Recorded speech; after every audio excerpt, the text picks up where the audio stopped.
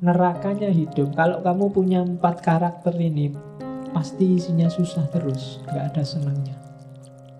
Hindari ini. Yang pertama apa? Meri, iri. Begitu kamu iri, hidupmu tiap hari neraka. Kamu merasa jelek dan kamu anggap temanmu cakep dan kamu iri, itu wassalam sudah. Kamu tiap hari bisa tekanan batin itu. Karena kamu meri, itu sudah neraka, sudah tiap hari. Jadi jangan meri dalam hal apapun. Yang kedua, sombong, merasa tinggi. Jangan salah, orang yang sombong itu juga neraka sendiri buat dirinya. Merasa tinggi, merasa lebih baik, merasa lebih benar, merasa lebih utama, itu dia susah dewe nanti hidupnya.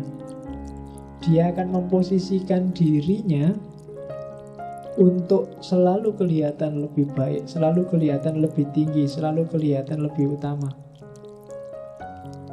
Sama-sama ke warung, yang merasa lebih tinggi lihat temennya, oh kamu habisnya cuma 10.000, aku harus beli yang lebih dari 10.000. Susah dewe nanti. Kamu dapat pacar kayak gitu, aku harus dapat lebih tinggi dari kamu. Susah dewe. Jadi jangan sombong, nanti menyusahkan dirimu sendiri. Bukan orang lain loh yang disusahkan itu. Ketika kamu sombong, yang susah kamu sendiri. Kamu akan hidup di nerakamu sendiri. Merasa lebih besar, merasa lebih tinggi, merasa lebih pinter, merasa lebih bermanfaat, merasa itu alamat sudah wassalam.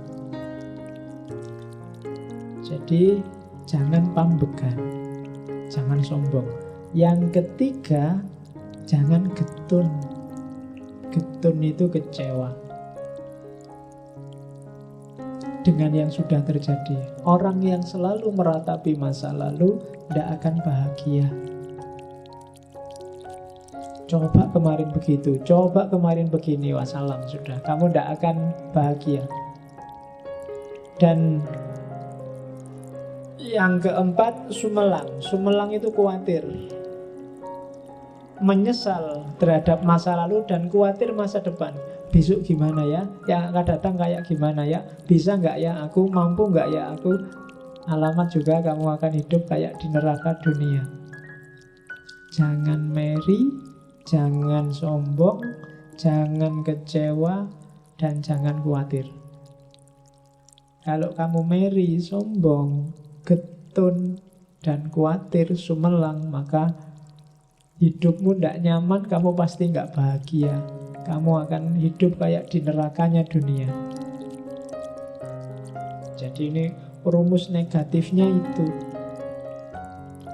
Oke.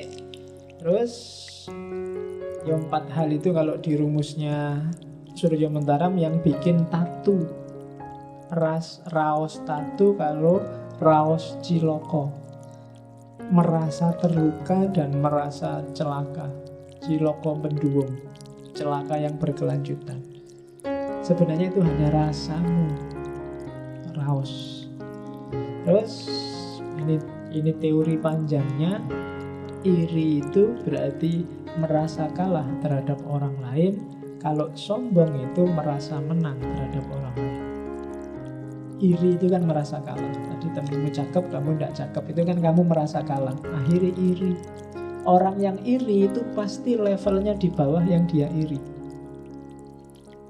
Jadi iri berarti tanda levelmu lebih rendah dari yang kamu iri. Dan itu sengsara luar biasa. Jadi jangan iri. Sombong itu berarti kamu merasa menang, merasa levelmu lebih tinggi dari yang lain.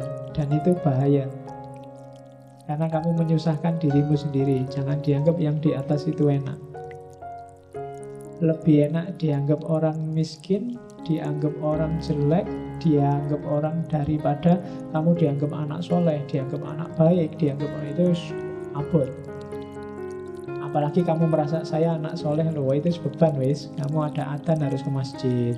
Kalau Senin harus, nah iya kan harus begitu. Salamu dewe, kamu merasa jadi anak soleh. Jadi merasa lebih tinggi, ya, itu resiko. Jadi jangan iri, jangan sombong. Takut juga begitu. Jangan andai-andai kayak di hadis itu. Coba dulu waktu SMA sudah tak tembak, aku masih culun sih dulu, harusnya itu wis alamat itu wis. Kamu akan sumpek sendiri. Yang lalu biarlah berlalu. Yang akan datang jangan dikhawatirkan. Yang hari inilah yang dinikmati. Ya sekarang bisanya apa, nyamanmu gimana, lakukan aja yang itu. Tidak usah mikir masa depan. Dirancang boleh, tapi dikhawatirkan jangan. Masa lalu diingat boleh, tapi disesali jangan. Kalau disesali, itu batinmu sengsara. Khawatir juga begitu. Kamu boleh merancang masa depan, tapi jangan ditakuti dan dikhawatirkan. Masa depan yang kamu takuti, kamu naik motor kok, wah jangan-jangan kalau nabrak gimana, wah jangan-jangan kalau macet gimana, kamu gak jadi naik motor. Terlalu banyak khawatir. Atau dulu ada yang kecelakaan di sini, wah dulu ada yang jatuh di sini, wah dulu, akhirnya nggak jadi jalan juga. Jadi jangan menyesal yang sudah terjadi dan jangan khawatir dengan yang belum terjadi. Nikmati saja saat ini. Nggak usah khawatir. Hidup itu memang kadang seneng, kadang susah. Pokoknya nyawanya di situ. Masa depan mungkin mengkhawatirkan, tapi pasti tetap di masa depan ada seneng, ada susah. Masa lalu yang kamu sesalkan pasti ada senengnya, hanya yang kamu ingat susahnya saja. Iya kan? Kamu kuliah SMA yang kamu ingat ditolaknya saja, padahal yang nolak cuma satu, temenmu banyak, nggak ada yang satu pun yang kamu ingat. Yang kamu ingat yang kamu tembak dan kamu ditolak itu. Ya kan? Masa lalu nggak usah disesali deh, katanya Surya Mentara. Nyari perkara wong sudah lewat, sudah terjadi. Ya masa lalu itu anggap aja kayak situasi di belakangmu pas kamu naik motor, ya sekali-sekali dilihat lewat spion. Cuma naik motor jangan lihat spion terus. Ya, kalau kamu lihat spion terus bahaya malahan kan, kamu khawatir lihat belakang terus. Lihatnya ke depan. Cuma jangan khawatir, jangan-jangan di sana ada kecelakaan, jangan-jangan kamu nanti nggak jalan. Jangan-jangan ada orang motong depanku, jangan-jangan nggak jalan. Dinikmati aja naik motornya. Nggak harus terlalu khawatir yang di belakang sama yang di depan. Jadi sesal dan khawatir. Kalau kita bebas dari iri dan sombong, dari sesal dan khawatir, maka kita bisa tabah. Bisa tatak, kalau bahasanya Surya Mentara. Tatak itu tangguh.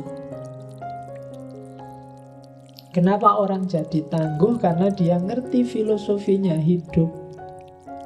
Filosofi yang mana? Mulur mungkret, seneng susah, ora iri, ora sombong, ora getun, dan ora khawatir. Kalau kamu punya prinsip ini, hidupmu akan kuat. Tatak. Apapun yang terjadi, kamu akan tabah.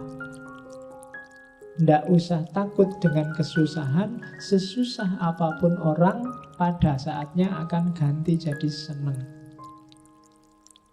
Seseneng apapun orang, pada saatnya akan ketemu masalah dan jadi susah.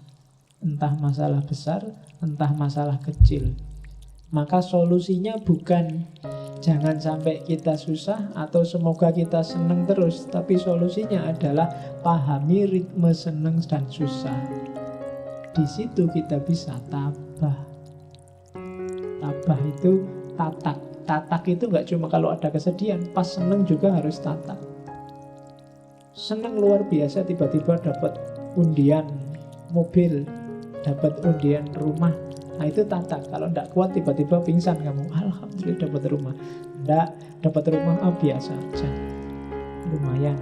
Dapat rumahnya seneng, tapi kerepotan selanjutnya mesti datang. Dan itu susah, nyari izinnya lah, bayar pajak lah. Terus yang rumah dijanjikan ternyata disuruh bayar sekian persennya, pajaknya 25% sendiri, rumahnya harganya 1 miliar, 25%-nya berarti bayar 250 juta, boleh nengti. Kesumbakan baru datang, ya kan? Habis itu tetangga kiri kanan tiba-tiba datang, ayo persenane, ayo anak sumpah lagi. Ya kan, loh, hidup itu kan selalu begitu. Jadi tabahlah, tataklah, baik dapat senang maupun dapat susah.